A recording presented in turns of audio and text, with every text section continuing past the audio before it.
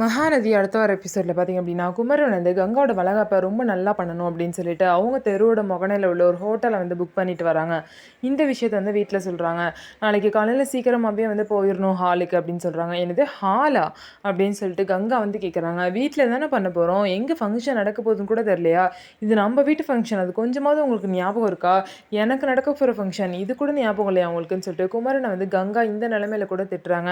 ஆனால் குமரன் பார்த்தீங்கன்னா, இல்லை இந்த மாதிரி எல்லாரும் வருவாங்க, ஆள் பத்தாவது வீடு, அதனால தான் ஹால் புக் பண்ணியிருக்கேன் அப்படின்னு சொல்லிட்டு சொல்லுவாங்க. உடனே பார்த்தீங்க அப்படின்னா, சாரதாம்மா வந்து எதுக்குப்பா தேவையில்லாத செலவெல்லாம் பண்ணிகிட்ருக்கீங்க, வீட்டிலே பண்ணிக்கலாம்ப்பா அப்படின்னு சொல்லுவாங்க. அதுக்கப்புறம் கங்கா வந்து என்ன அவ்வளோ காசு இருக்கா உங்கள்கிட்ட, எதுக்கு இந்த மாதிரி செலவெல்லாம் பண்ணிகிட்ருக்கீங்கன்னு சொல்லிட்டு எல்லாரும் சொல்லவும், சரி வீட்டிலே பண்ணிக்கலாம் அப்படின்னு சொல்கிறாங்க.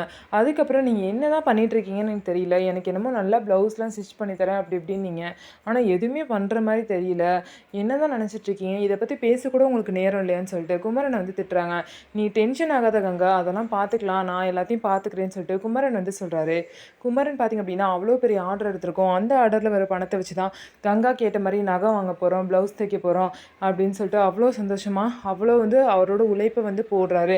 ஆனால் கங்கா பார்த்திங்கன்னா எதையுமே புரிஞ்சுக்காமல் எதை பற்றியும் தெரியாமல் குமரனை திட்டுறதுலே இருக்காங்க.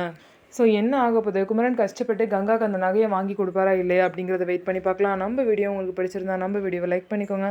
மறக்காமல் நம்மளோட சேனலை சப்ஸ்கிரைப் பண்ணிவிட்டு பாருங்கள்.